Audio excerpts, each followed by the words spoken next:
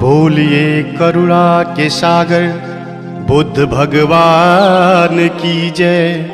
छत्रपति साहू महाराज की जय। बोलिए जगत गुरु संत शिरोमणि रविदास की जय।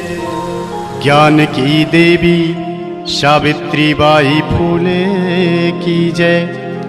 ज्योतिबा फूले नारायणा गुरु पेरियार की जय। मौर्य वंश के दशो महाराज की जय। बोलिए हिरण्यकश्यप बलि विरोचन महाराज की जय। मान्यवर कांसीराम व सभी मूल निवासियों की जय। इन सभी को दिल में रखकर संविधान का निर्माण करने वाले विश्वरत्न बोधिसत्व बाबा साहब डॉक्टर भीमराव अंबेडकर की जय। नमो तस्य भगवतो अरहतो सम्मा संबुद्धस्य। मैं शिव कुमार सागर सभी धम्म प्रेमियों को नमो बुद्धाय जय भीम। ये जो वाकया मैं गाने जा रहा हूँ यह काल्पनिक नहीं, पूर्ण रूप से सत्य व प्रमाणित है। इसे तमाम पुस्तकों का अध्ययन कर आदरणीय ईश्वर सिंह जी ने शब्द दिया है। यह उस समय की घटना है जब हमारे देश में समता, स्वतंत्रता, बंधुत्व की भावना रहा करती थी। कोई जाति पाति, भेदभाव, ऊंच नीच, बड़ा छोटा नहीं था। सब समान थे और आपस में मिलजुल कर रहा करते थे। सोचो सोचो, कल्पना करो कैसा रहा होगा वो दृश्य। यहाँ के मूल निवासी राजा महाराजा हुआ करते थे। महाराज हिरण्यकश्यप, महाराज बलि, महाराज विरोचन, चंद्रगुप्त मौर्य एवं सम्राट अशोक सहित मौर्य वंश के दसों महाराज। परंतु हमारे देश पर मध्य एशिया से आए हुए आर्यों का आक्रमण होता है। सभी मूल निवासी राजा महाराजाओं को साथ लाए हुए मदिरा पिला पिलाकर, छल कपट से मारकर उन्हें दानव, राक्षस नाम दे दिया जाता है और मारने वाले को खुद को भगवान का अवतार बता दिया जाता है और सभी मूल निवासियों को बंदी बनाकर 4 वर्ण ब्राह्मण, क्षत्रिय, वैश्य, शूद्र तथा 6743 जातियों में बांट देते हैं तथा अपनी गुलामी करने हेतु कार्य बांट देते हैं। जैसे नाई हमारी हजामत करेगा, धोबी कपड़ा धोएगा, अहिर हमें दूध घी देगा, कोयरी हमें सब्जी उगा कर देगा, चमार चमड़ा छीलकर जूते बनाएगा, गणेरी भेड़ से ऊन कंबल देगा, कहार पानी भरेगा, कुम्हार घड़ा बनाएगा, लोहार कुर्सी मेज बना कर देगा, इत्यादि इत्यादि कार्य बांट देते हैं। छुआछूत की भावना चरम सीमा पर पहुंच जाती है। शूद्रों के ऊपर कहर ढाए जाते हैं। उसी समय 14 अप्रैल 1891 को मध्य प्रदेश इंदौर के महू छावनी में पिता रामजी राव के यहाँ माता भीमाबाई की गोद में एक अद्भुत बालक का जन्म होता है। बालक बड़ा होता है स्कूल जाता है तो देखता है छुआछूत, गुलामी, अस्पृश्यता, पाखंड, भ्रमजाल में हमारा समाज जकड़ा हुआ है। यह देख बालक को कष्ट हुआ और समाज को गुलामी की जंजीरों से छुड़ाने की कसम खा लेता है और आंदोलन छेड़ देता है। समय गुजरता गया, बालक को स्कूल के बाहर पढ़ना पड़ा, पर संघर्ष करना नहीं छोड़ा। बालक की शादी हो गई, पर संघर्ष करना नहीं छोड़ा। बालक के बाल बच्चे हो गए, पर संघर्ष करना नहीं छोड़ा। बालक को पढ़ने विदेश जाना पड़ा, पर संघर्ष करना नहीं छोड़ा। बालक के बच्चे की मृत्यु हो गई, पर संघर्ष करना नहीं छोड़ा। बालक की पत्नी की भी मृत्यु हो गई, पर संघर्ष करना नहीं छोड़ा। वो बालक अमेरिका के कोलंबिया, लंदन के यूनाइटेड किंगडम, जर्मनी के वान विश्वविद्यालयों से 6 विषय से MA, MSc, MPhil, PhD, DSc, DLitt, बार एटला, LLB कर बैरिस्टर बने। उस बालक का नाम था संविधान निर्माता, विश्व रत्न, बोधिसत्व बाबा साहब डॉक्टर भीमराव अंबेडकर। जगत में कैसे हुआ महान, जगत में कैसे हुआ महान। महू नगर इंदौर में जन्मा, महू नगर इंदौर में जन्मा एक दलित इंसान। जगत में कैसे हुआ महान, जगत में कैसे हुआ महान। जगत में कैसे हुआ महान, जगत में कैसे हुआ महान।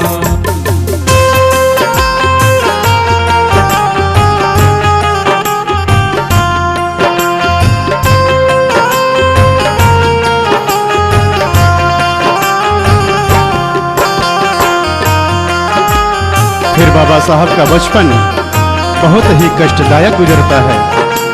कैसे? अछूत में बचपन बीते, पढ़ते जख्मों को सीके। कहीं पानी नहीं मिलता, गला पानी बिन सूखे। कहीं पानी नहीं मिलता, गला पानी बिन सूखे। मदरसा पढ़ने जाते, सब छुआछूत मनाते। बैठ के बाहर सोचो, कैसे वो ध्यान लगाते। बैठ के बाहर सोचो, कैसे वो ध्यान लगाते। सबको समान बनाने का था, सबको समान बनाने का था। दिल में भरा तूफान, जगत में कैसे हुआ महान, जगत में कैसे हुआ महान। जगत में कैसे हुआ महान, जगत में कैसे हुआ महान।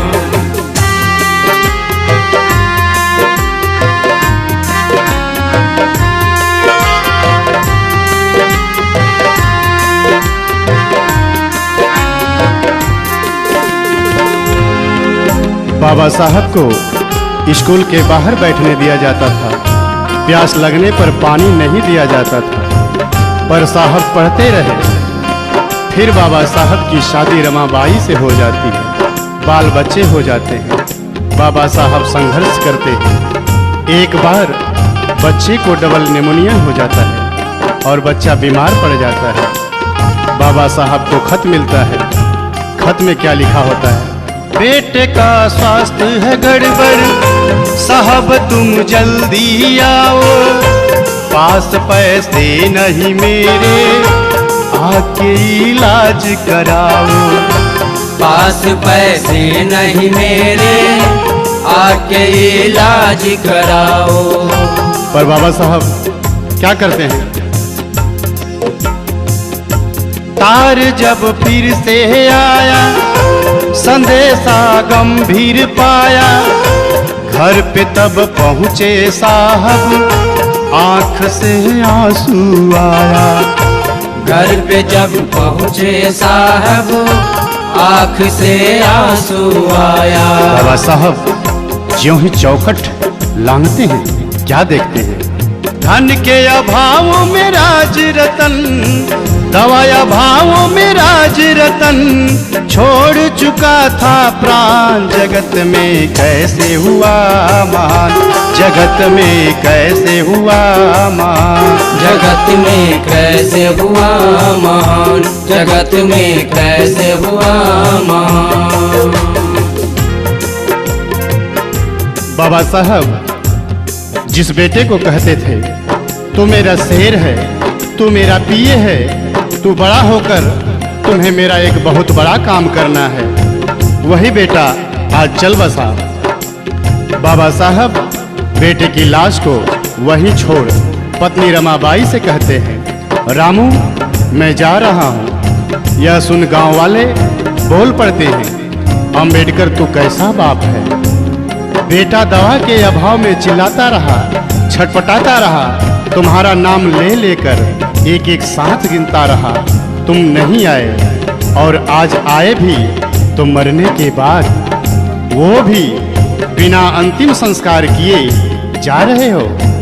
तो बाबा साहब कहते हैं, क्या कहते हैं? मेरी है क्या मजबूरी ऐसे कैसे मैं बताऊं, मेरा जाना है जरूरी कैसे सबको समझाऊं। मेरा जाना है जरूरी कैसे सबको समझाऊं। दिल में मेरे कसक है काश थोड़ा पहले आते, कम से कम लाल से अपने बात दो ही कर पाते। कम से कम लाल से अपने बात दो ही कर पाते। मैं ना पहुंचा कितने मरेंगे, मैं ना पहुंचा कितने मरेंगे, सब है मेरी संतान। जगत में कैसे हुआ महान, जगत में कैसे हुआ महान, जगत में कैसे हुआ महान, जगत में कैसे हुआ महान। बाबा साहब कहते हैं, अगर मैं आज नहीं पहुंचूंगा तो जैसे मेरे साथ हुआ है सबके साथ होगा। इसी तरह पैसे के अभाव में, दवा के अभाव में सबके बच्चे मरेंगे और इसी तरह हर बाप के पास पैसे नहीं होंगे कि वो दवा करा सके और अपने बेटे का अंतिम संस्कार कर सके। ये जो अगली कड़ी मैं गाने जा रहा हूँ, ये हमारी समस्त माताओं बहनों को एक संदेश है कि अगर कोई पुरुष पति अगर महान बनता है तो वो उसमें स्त्री का, नारी समाज का बहुत बड़ा योगदान होता है। बाबा साहब को भी महान बनाने वाली उनकी पत्नी रमाबाई को सारा श्रेय जाता है। उस माता रमाबाई को करोड़ों करोड़ों बार नमन। वो रमाबाई साहब से क्या कहती है? अंतिम संस्कार करन को साहब से ये फरमाया, कुछ पैसे हैं तो दे दो, रमा ने हाथ बढ़ाया। कुछ पैसे हैं तो दे दो, रमा ने हाथ बढ़ाया। लेकिन होता क्या है? रमा की बात ये सुनकर साहब ने फफक के रोया। बात तब समझी रमा ने साहब को धीरज धराया। बात तब समझी रमा ने साहब को धीरज धराया। बेटे को साड़ी में लपेटे, बेटे को साड़ी में लपेटे चली रमा शमशान। जगत में कैसे हुआ महान, जगत में कैसे हुआ महान, जगत में कैसे हुआ महान, जगत में कैसे हुआ महान।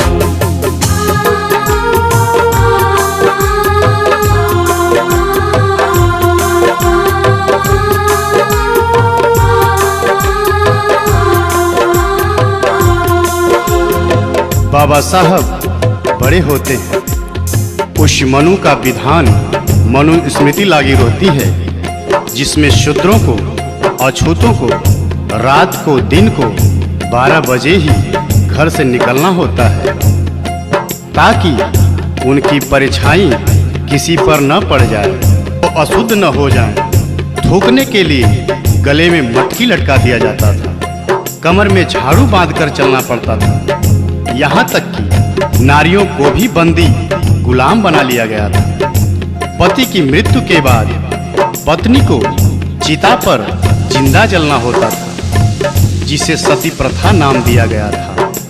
शूद्रों को धन रखने का अधिकार नहीं था, अपने बच्चे का नाम रखने तक का भी अधिकार नहीं था। लेकिन बाबा साहब ने 19-20 मार्च को 1927 को महाड़ सत्याग्रह आंदोलन करते हैं, जो पानी के लिए होता है। उसके बाद 25 दिसंबर 1927 को बाबा साहब अपने साथियों के साथ उस मनु स्मृति को जलाते हैं। मनु स्मृति को जलाया, विधवा का ब्याह कराया, पति संग चिता पे जलना, सती ये प्रथा मिटाया।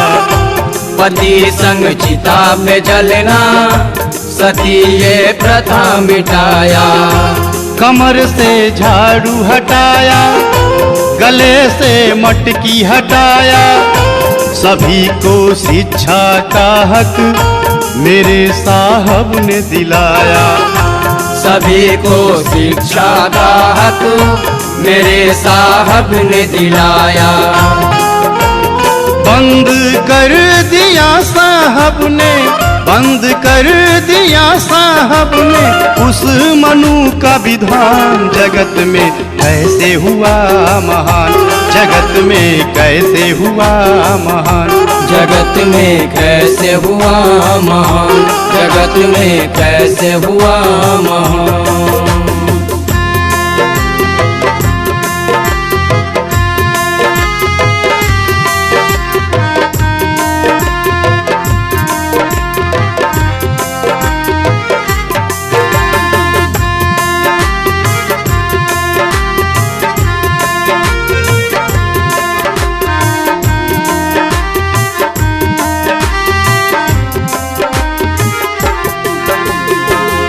इसके बाद बाबा साहब गोलमेज सम्मेलन में पहुंचकर 4 मांग रख देते हैं। पहला, वयस्क मताधिकार।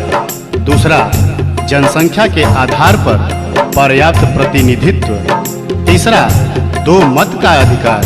चौथा, पृथक निर्वाचन क्षेत्र। साहब की यह मांग सुनकर सभी बौखला जाते हैं और साहब को जान से मारने की धमकी देना शुरू कर देते हैं। पर साहब साफ कह देते हैं, मैं रहूं या ना रहूं, पर मैं दलितों को, शोषितों को, उनको उनका हक दिलवा कर ही मानूंगा। यह सुन गांधी आमरण अनशन पर बैठ जाते हैं। फिर साहब के नहीं मानने पर मनुवादी दलितों, शोषितों की झोपड़ी जलाना शुरू कर देते हैं, मारना पीटना, इज्जत लूटना शुरू कर देते हैं।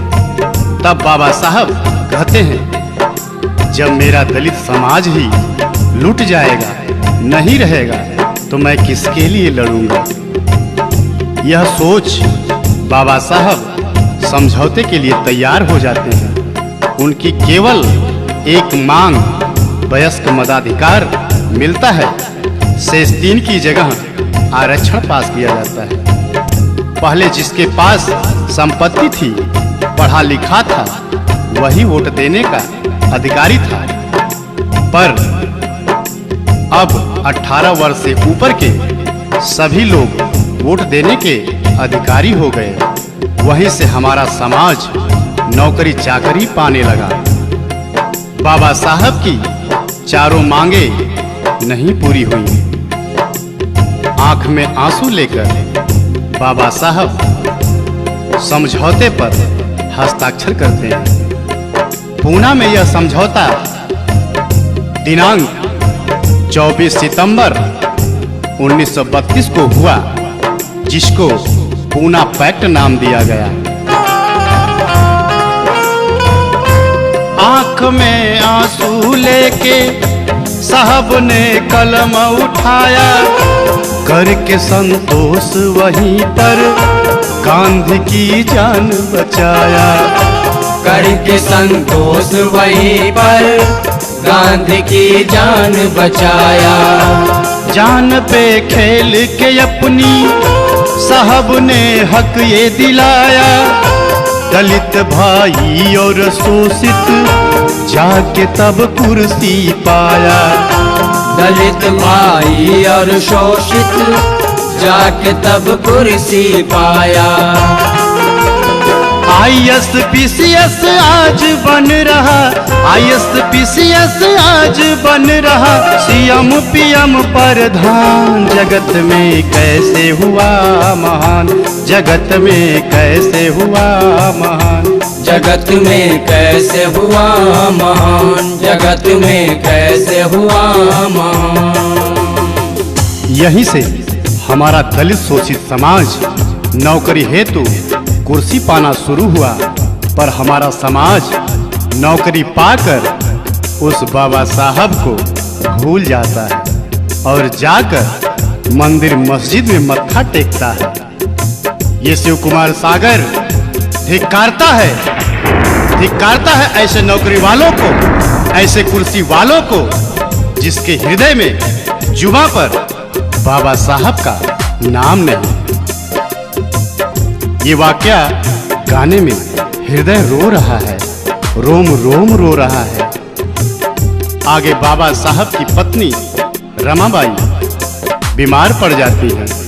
बाबा साहब रो रो कर रमा से कहते हैं, रामू, तुम्हें जो रोग हुआ है उसके दुनिया में बहुत डॉक्टर हैं, पर मेरे समाज को जो रोग हुआ है उसका केवल और केवल मैं ही डॉक्टर हूँ, मुझे क्षमा करना।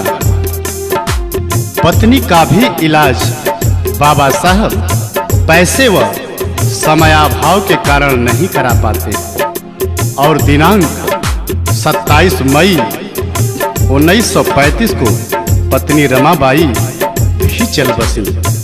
इसके बाद 13 अक्टूबर 1935 को बाबा साहब सिंह गर्जना करते कहते हैं, मैं एक हिंदू अछूत पैदा हुआ, ये मेरे बस में नहीं था, पर मैं एक हिंदू के रूप में नहीं मरूंगा, ये मेरे बस में है। और बाबा साहब दिनांक 14 अक्टूबर 1956 को नागपुर में अपने 5 लाख अनुयायियों के साथ बौद्ध धर्म ग्रहण करते हैं। इसके बाद दिनांक 6 दिसंबर 1956 को साहब इस दुनिया से हमसे सबसे विदा ले लेते हैं। वो 3 बात समझा के गए, वो 3 बातें क्या है? साहब का कथन है सच्चा, शिक्षित और संगठित हो जा, जान लो अपने हक को, मिल के संघर्ष किए जा। जान लो अपने हक को, मिल के संघर्ष किए जा। हमको सम्मान दिया है, जग में पहचान दिया है, बन के बौद्धिष्ट ये जीवन जगत के नाम किया है। बन के बौद्धिष्ट ये जीवन जगत के नाम किया है। जाते जाते दे गए साहब, जाते जाते दे गए साहब, हमें सफल संविधान। जगत में कैसे हुआ महान, जगत में कैसे हुआ महान। महू नगर इंदौर में जन्मा, महू नगर इंदौर में जन्मा एक दलित इंसान। जगत में कैसे हुआ महान, जगत में कैसे हुआ महान, जगत में कैसे हुआ महान, जगत रात में कैसे हुआ महान।